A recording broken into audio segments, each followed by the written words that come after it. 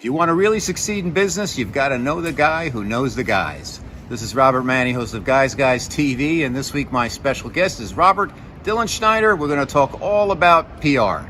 It all starts right here, right now on Guys TV. You can also catch me on KCAA Radio here in Southern California and Guys Radio, my worldwide podcast. Guys TV, Guys Radio, thanks for your support.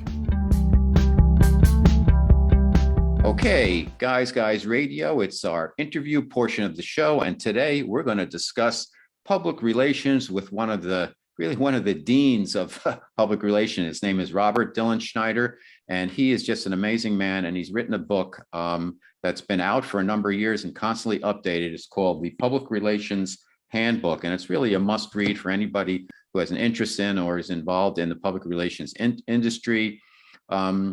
He's always been at the forefront of the public relations industry. He is the founder of the Dilenschneider Group, headquartered in New York, Chicago. The firm provides strategic advice and counsel to Fortune 500 companies and leading families and individuals around the world. Prior to that, Robert served as president and CEO of Hill & Knowlton from 1986 to 91, and he tripled the firm's revenue, and he's just really one of the deans of the public relations business. So I'm delighted that he's returning to us on Guys Radio. So welcome to Guys Radio, Robert Dilenschneider. How you doing?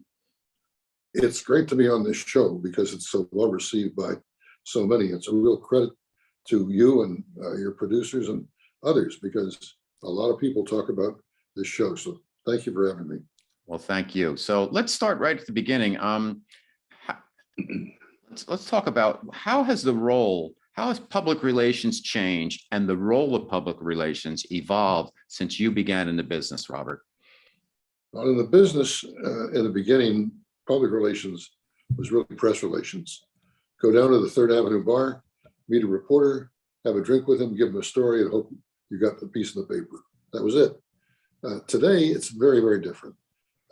The whole public climate for companies and individuals now causes much more than the media and gets involved in all kinds of different things. So the real top public relations people advise companies, advise individuals on what to do. For example, I don't think Alec Baldwin has a good advisor, because Baldwin is out there virtually every week with a problem about something that occurred months ago. That should have been wiped away. I don't think that Mr. Putin has a very good public relations arm either, because he's getting a pretty bad press here in the United States and the western part of Europe. So there are people getting good public relations. They're few and far between, but they're out there, and I think they get good advice from a lot of serious people. Tell us a little bit about the process for developing arguments and presentations and how that may have changed over the years. The idea in the beginning was to try to write down a couple of sentences that were grabbers, that really said to the audience, listen to this. Right now, the demand for information is such that you can write a sentence, but then you better be able to back it up with a couple of pages of facts and statistics and examples that validate what you've done. So again, the classic public relations of, say, 30 years ago, no more. Now you've got to have a very sophisticated approach to virtually everything you do, and that's changed the business dramatically. If you don't have that, you run a tremendous risk, and that risk is people that are not on your side are going to take shots at you. People who are in the middle will question what you've done, and if you don't have answers, you have a problem. What are the differences, Robert, between corporate clients and personal clients, and which, as a executive, who very renowned executive like yourself, who would you prefer representing, or is it each individual case is completely different? But just if you could generalize, is it better to work with a company or with an individual? The differences are huge. A company is owned by the shareholders, and the shareholders they vote with their feet. They're either in the stock or not in the stock. So it's much bigger than just an individual in a company. It's the shareholders, it's the employees in the company, it's the press who cover the company, it's a whole host of other, the customers, a whole host of other audiences that the company has to be alert to, and public relations needs to make sure they're alert to it. The individual is a different story. The individual generally says, here's what I want to achieve. There are 3 or 4 audiences important to me, and we're going to go after those. There was a man I worked with many years ago named Jay Pritzker, and I learned so much from Jay Pritzker. He's a brilliant guy, maybe the smartest person I've ever met. Pritzker used to sit with me for maybe a day. At the end of the day, we'd decide on who he was going to reach about his message, and it might boil down to 1 or 2 people. That was the session that Pritzker and I came through. That doesn't happen in most public relations situations. Most people don't really understand it. There's a situation right now in one of the states in this country where there are probably 10 or 15 people that really make a difference in terms of what this company wants to achieve. That's it, 10 or 15 people. The amateurs look at the whole state and they say, it's the whole state, it's thousands, it's millions of people. Well, it's not really. It's the 10 or 15 that drive the bus. So understanding who the audience is and what they can deliver and the difference they make and who they are is very important. We've done a little bit of research in this one case I'm talking about with the 10 or 15 people, and we found that 2 of the people that actually have very significant roles to play in the resolution of this matter for the client have police records, and they don't want to be perceived out there talking about this company. So that's a major factor, and public relations has to take that into account. So it's really a lot of micro targeting there and really getting to the person, the people who are going to be making the decisions that are going to affect things versus just shotgunning it out there. So it's a very interesting point. We have a kind of a cancel culture going on out there right now. What is your feelings about the cancel culture kind of an advocacy journalism right now? How would you manage that? How do you manage that? Well, advocacy journalism is out there and it's out there to stay.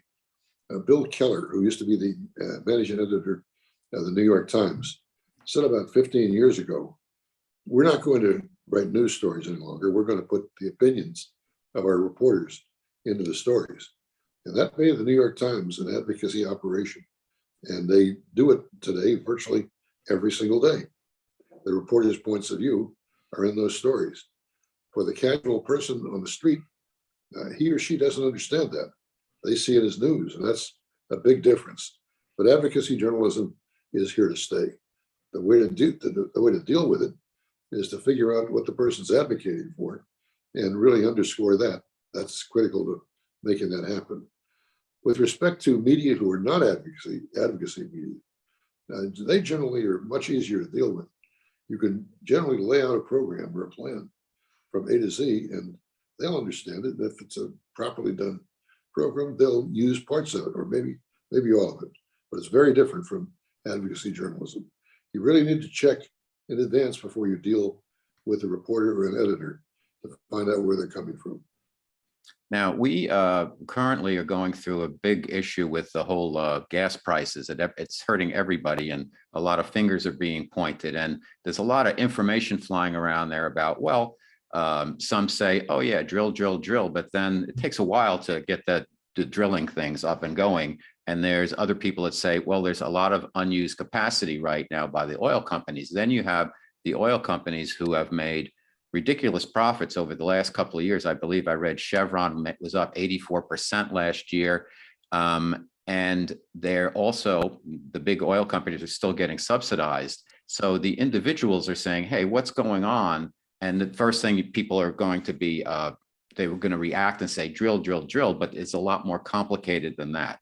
What are the PR issues? And then you've got one last thing is you've got the oil lobby is huge in terms of they put in, I think, close to $500 million a year in lobbyists. So what is the messaging for the pro-oil faction, if you will, and then people who are challenging what's going on and saying, hey, we're getting gouged?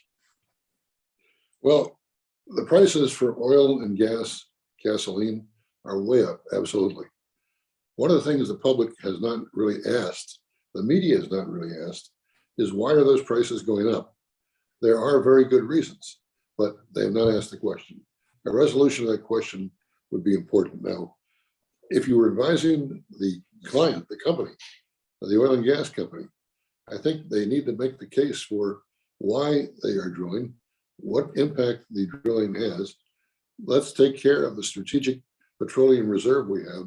Let's not just kind of let that go. That was a mistake, in my opinion, but we've done it. Let's tell the story of serious people, just like your next door neighbor, out there in the oil fields, drilling for oil, so that you will have a solid background, not just with your car, but with all the different products that are made because of petroleum. If I'm advocating against the oil companies, I'm anxious to talk about what I consider are the unseemly profits they're making. So maybe it takes a security analyst to say this company to make just 6% should be doing this. And why are they doing that, which is so far beyond what they should be doing? Maybe it takes something like that. It's clearly out of whack, it's clearly out of balance. The smart person in the public will say, why is that the case? And that question has yet to be asked. And it's fascinating because the tax rate, the average tax rate for the oil companies is 11.7%, which is lower than most of us are paying on our income tax. So it's really a tricky situation. And who always pays the price? The American consumer. So very sad times. But okay, my special guest, Robert Dilenschneider, the Public Relations Handbook is what we're talking about, and the business of public relations. Now, you see a lot of folks out there get accused of certain things, and I find now more than ever, a refusal on behalf of clients, if you will, to apologize or to take ownership of doing something wrong. It's always seems to be, well, if somebody was offended by this, it's always couched. It's never like I screwed up. What's going on there, Robert? Well, I think a lot of people don't really understand how to deal with what I say is a crisis. But in a crisis or in a situation like the one you just described, there's a basic rule. The basic rule is tell it all and tell it fast. So get it behind you, get it out there and get it behind you. So there are no more questions about it. If you piecemeal it out and drag it out over time, you're really looking at a very bad image. The second part of that is if you made a mistake, admit it. Say you made the mistake and say that we regret it. Here's how we're going to change what happened, and we're going to try to come back. That can be done frequently. It's done infrequently, however. People don't want to admit they made a mistake. Fact is, every day there are mistakes out there, and they hurt big time, but people just won't admit it. They won't come to grips with it. Mm-hmm. Very fair point. Digital and social media must have changed PR dramatically because it's not about the press releases. The news is instantaneous now, and it's affected every area of our lives. How do you manage them if you're a PR executive these days? How do you keep the up social with it? the social media that are out there are very dramatic. They're totally uncontrolled, and they have to be seen for what they are. The best way to manage them is to say to yourself or say to your client, who are the 2 or 3 or 4 or 5 people that are going to make a decision that's going to affect your bottom line? And I'm not saying ignore the social media, but focus on those 2, 3 or 4 or 5 people, and then you'll get the result you're looking for. With respect to the social media, they're looking for a celebrity. They're looking for something that really takes their audience and titillates them, gets them excited. You've got to play to that, but not as dramatically as you should. Try to shut the social media down if you possibly can. It can be done, but you got to try to do it. So if you're building a successful public relations agency now, what are the cornerstones of it, and what type of individuals are you looking for to become part of it? I'm looking for the smartest people in the country. I've always done that. Hasn't really changed. My view is not necessarily to hire a public relations person or a journalist. You don't have to do that. I want to hire a very smart person. Mm-hmm. And I want to have that person put their intelligence to work on a problem. And when that person comes up and the problem comes up, you say to that person, how do we solve this? What do we do about it? Generally, you get a very good result. If you hire a classic PR person. Now, they're going to do classic PR things that frequently are not very helpful. So you got to hire the smartest person out there if you possibly can find them. And that's something I've done my whole career. That's made a big difference. Is there a personality type that you look for though, Robert? I look for a person who is studious, who's a good writer, who's logical, can think things through, and who can make an argument positively. That's what I look for. I don't look for any flash in the pan, any quick headline writers. I don't look for people like that. They generally get you in trouble over time. But if you've got a very thoughtful person who understands argumentation and can put one fact after another together, you really succeeded. For all clients and virtually all problems, I say to them, there are probably 6 or 7 facts that define your problem. Write them down on a sheet of paper. You'd be surprised how many people can't do that. But after some discussion, they can do it, and their public relations problem goes away. Excellent. You mentioned the gaffes of the Alec Baldwin situation, where there's a lot of dribs and drabs and dripping of information coming out there instead of just getting ahead of it, putting out a statement, and then going forward. What would be, talk to us a little bit more about that. And you don't have to have that, we don't have to get into that specific situation, if you will, but the concept of getting out in front of something, being fast, putting it out there and moving on, if you can, versus a good campaign that's been done recently that you'd like to highlight. Baldwin is a great example, and I'm sure that he's a wonderful human being, but he's been in the press so often, people are beginning to wonder, was there really ammunition, live ammo, in that gun that he fired? No one really knows.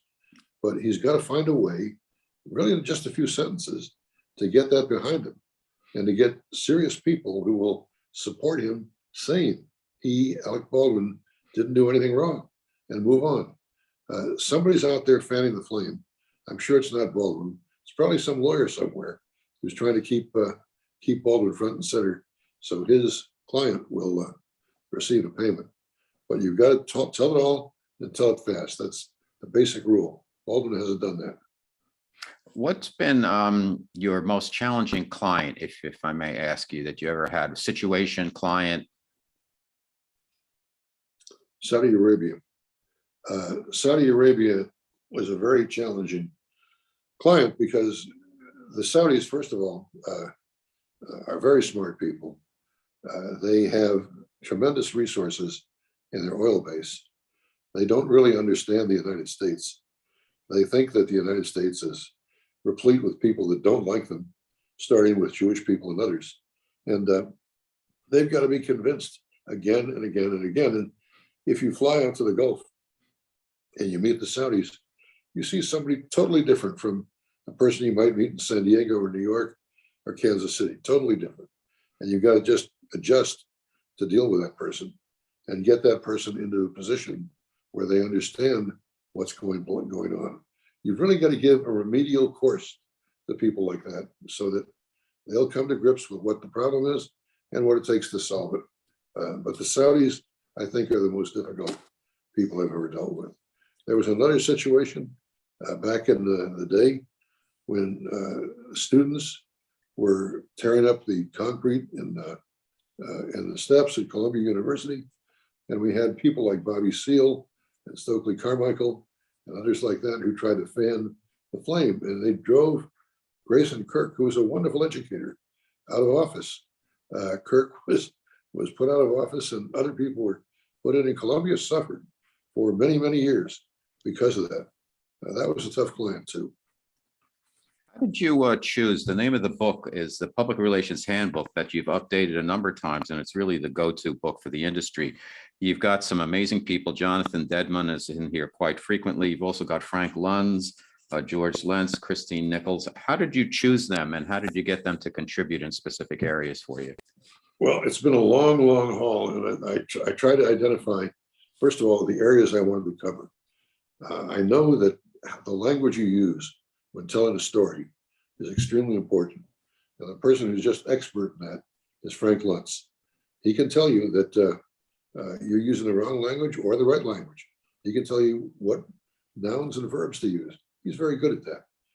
I wanted to find out the best person when it came to local communications, because local communications are far different from national or international communications. So I got people who specialized in that. I wanted to find people who were capable of reaching out in Japan. And again, Japanese customs, Japanese public relations, very different from what we have now. China is a huge factor.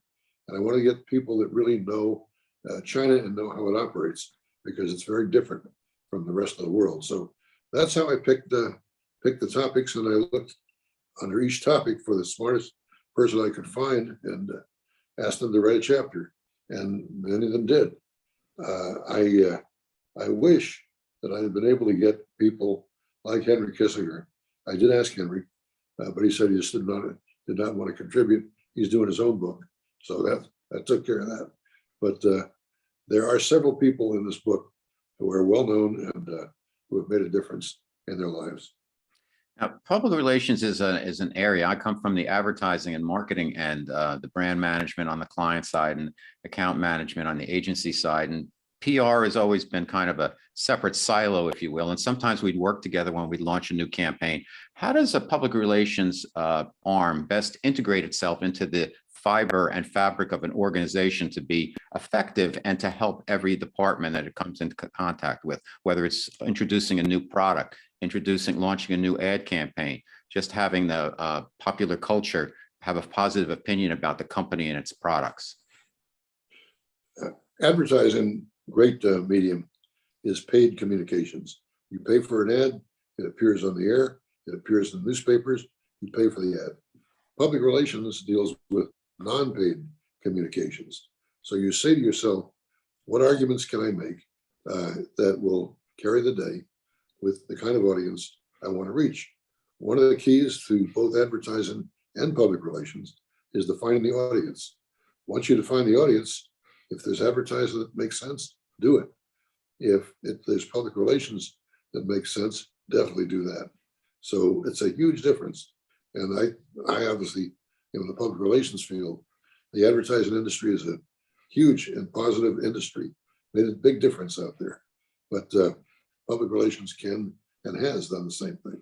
Mm-hmm. I would agree with you 100%. I worked with Michel Roux when he took over the Dilenschneider brand after he had such success with Absolute. And really, he used public relations, I think, expertly in that he integrated the concept of art with advertising. He did a lot of advertorials before they became popular.